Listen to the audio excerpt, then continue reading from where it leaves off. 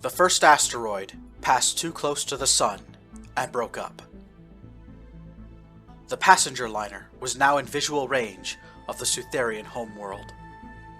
Alex Camber traveled through the ecclesiastical district on foot. Chapter 24. The Final Moments. Trig knew something was wrong the moment he saw Brulon having an urgent conversation with Ponico.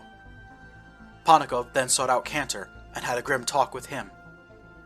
After that, Captain Cantor forbade Trig, Kara, and Tenna from leaving the Resonance Cascade. The ship itself was moved to a hangar on the far side of the spaceport, away from the terminal and security buildings. From the crew lounge, Trig could hear the local arms dealer working frantically to load fresh torpedoes and Sea-Whiz ammo. He and Tenna passed the time by practicing psionics. Both of them were starting to get the hang of telekinesis. Tenna figured out how to lift a shipping crate off the floor, while Trig worked on fine-tuning his abilities. With a lot of effort and concentration, Trig soon figured out how to open a basic padlock using telekinetic force. Tenna and Kara were just congratulating Trig on his achievement when Bromley entered the lounge. "Hey, we all need to go outside," Bromley said. "The secret police just showed up. They say the Emperor is going to board his personal star yacht and take off from here in about an hour. They want a crowd to cheer for him, and they're forcing just about everyone to be part of it." Without a word, Trig, Tenna, and Kara put down their work and followed Bromley off the ship, then out of the hangar. Trig noticed that Tenna suddenly looked very uncomfortable. The second asteroid missed Sutheria by a wide margin, sailing off into deep space where it would never be heard from again. The passenger liner began a slingshot maneuver around the gas giant Hagner. Alex Camber found his way and started walking toward the spaceport. The Sutharian secret police were swarming the spaceport, making sure everything was ready for the Emperor's arrival. Trig could see a glamorous-looking star yacht parked on a launch pad nearly a kilometer away. 2 starfighters flew over the city in wide circles, ensuring no other vehicles came close to the spaceport. Trig, Tenna, Kara, and the R4 mercenaries were guided to a particular stretch of tarmac where a barrier was set up. Here, about 300 people were being forced to gather by the secret police. A man wearing a blue uniform stood on top of an electric car and shouted instructions over a megaphone. "When we give you the signal, you will cheer and clap. Do not reach out to the Emperor. Do not cross the barricade. Do not use harsh or vile language. Bring children and young people close to the barricade now so the Emperor may see them." 2 secret police officers grabbed Trig and Tenna, pushing them right up to the barrier, allowing them full view of the path the Emperor's motorcade would take on its way to the star yacht. Trig noticed that nearly all of these spectators were spaceport employees or starship passengers. The third asteroid passed too close to Hagner. The intense gravitational forces surrounding the gas giant tore the rock to pieces. The passenger liner emerged from behind Hagner and transmitted a coded signal to Sutheria, the largest moon. Alex Camber could see the spaceport now. He quickened his pace. The Emperor's motorcade entered the spaceport. A member of the secret police pointed at Tenna and shouted, "Hey, girl! You need to smile more and let your hair down." The 4th asteroid struck the gas giant Hagner. The passenger liner was now on final approach to Sutheria. It turned around and started a retrograde deceleration burn.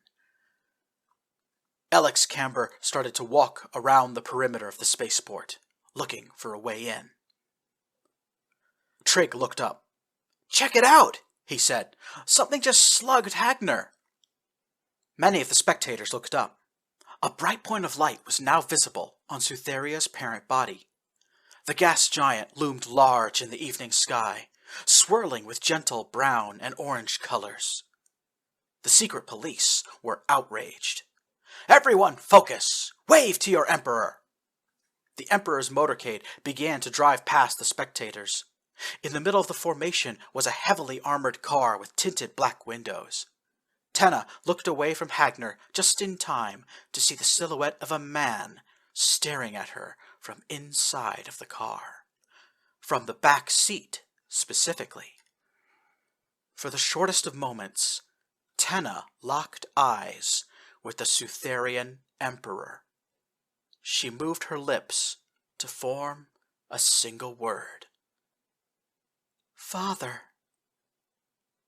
Meanwhile, Trig began to smell sulfur.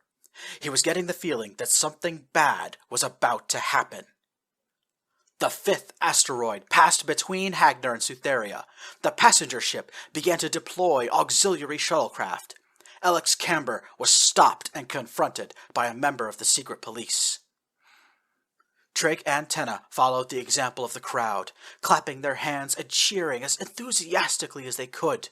The Emperor's motorcade passed them by and reached the star yacht. The crowd cheered the Emperor's name as he made the short walk from the armored car to his yacht. Trig now felt sick to the very pit of his stomach. He was certain that some kind of disaster was about to unfold. The sixth asteroid crashed into a Sutharian military starship. Both the destroyer and the asteroid were torn asunder. The passenger liner began to deploy all of its escape pods. They followed the shuttlecraft toward the surface. Alex Camber told the secret police he was pursuing a thief. They followed him into the spaceport. The Emperor's star yacht ignited its engines and rose into the sky. One last time, the secret police demanded the captive audience start to clap, and they did. Trig's hands stung from clapping so much, but he was not thinking about that anymore. "Tenna!" Trig hissed. "We've got to get out of here. Something bad's about to happen." Tenna took Trig at his word and elbowed Kara, who in turn alerted one of the R4 mercenaries. But before anyone could do anything, someone shouted, "What is that thing?" Everyone looked. Even Trig forgot his premonitions to see what was going on. A tiny point of white light rose up from the ground. It had come from the outskirts of Venka Urbo, where the city gave way to sprawling suburbs. Trig did not know what he was looking at, but the R4 mercenaries knew, as did one of the starfighter pilots high above. The shoulder-launched surface-to-air missile zipped through the evening sky like a shooting star. It was hauntingly beautiful. One of the starfighter pilots detected the weapons launch and scrambled to save the Emperor. The fighter cartwheeled in midair and screamed toward the star yacht, which was now about 2 kilometers over the city of Venka Urbo. The fighter deployed flares and fired its mass driver cannon, trying to strike the missile in midair, but it was no good. The anti-aircraft missile reached the star yacht and exploded. In less than a second, all of the vessel's engines shut down. The Emperor's vessel seemed to hang in midair for just a moment, and then it fell.